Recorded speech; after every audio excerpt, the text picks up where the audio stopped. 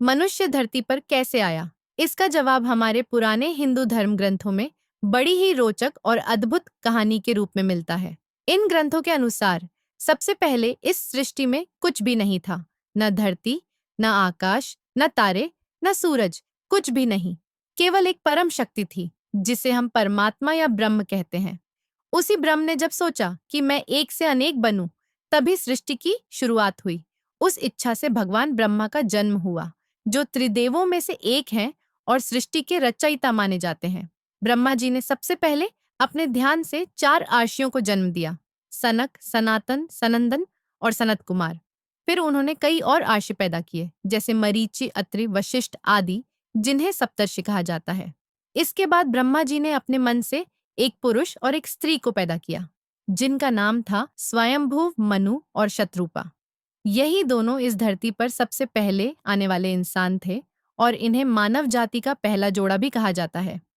मनु का नाम आज भी इंसानों के लिए इस्तेमाल होता है, जैसे मनुष्य, जो मनु से निकला है। मनु और शत्रुपा ने धरती पर आकर जीवन की शुरुआत की। उनके बच्चों से आगे चलकर कई वंश बने, जैसे राजा प्रियव्रत और राजा उत्तानपाद। राजा उत्तानपाद के बेटे थे ध्रुव, जिनकी कथा सभी को पता है। कैसे उन्होंने तपस्या करके भगवान विष्णु का दर्शन पाया और आकाश में ध्रुव तारा बन गए। इसी वंश में आगे हुए राजा पृथु, जिनके नाम पर इस धरती को पृथ्वी कहा गया। फिर इसी वंश में आगे हुए राजा भरत, जिनके नाम पर हमारे देश को भारतवर्ष कहा जाने लगा। हमारे धर्म ग्रंथों में कहा गया है कि समय समय पर एक नया मनु आता है, जो मानव जाति का मार्गदर्शन करता है। अब तक 14 मनुओं का वर्णन मिलता है और अभी 7वां मनु, वैवस्वत मनु का समय चल रहा है।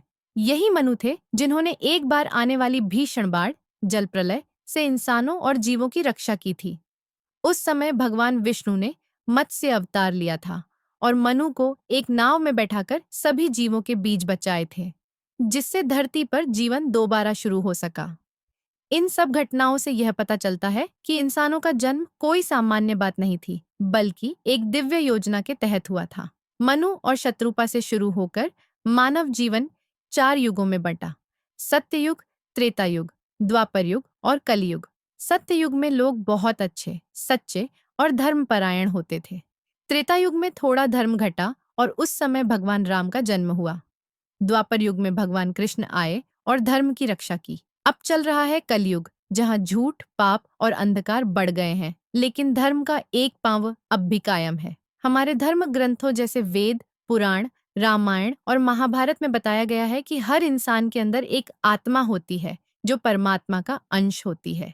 यह आत्मा जन्म लेती है, कर्म करती है और फिर मरने के बाद दोबारा जन्म लेती है, जब तक उसे मोक्ष न मिल जाए।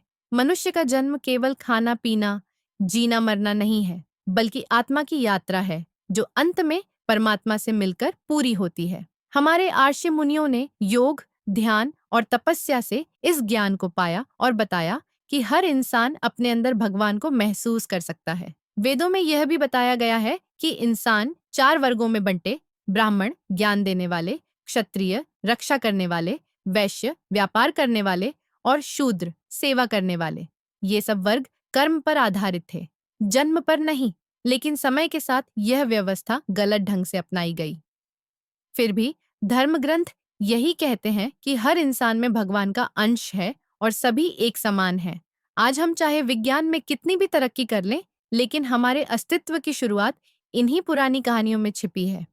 मनु और शत्रुपा से लेकर आज के इंसान तक यह यात्रा एक महान और दिव्य योजना का हिस्सा है। हम सब इसी कहानी का हिस्सा हैं। एक ऐसी कहानी जो यह बताती है कि हम कौन हैं, क्यों आए हैं और हमारा असली मकसद क्या है। इस पूरी यात्रा का उद्देश्य है आत्मा को परमात्मा से मिलाना, और यही है इंसान के धरती पर आने की सच्ची, सरल और आध्यात्मिक कहानी, जिसे हमारे ऋषियों ने हजारों साल पहले जान लिया था और जिसे आज भी हम धर्म ग्रंथों में पढ़ सकते हैं।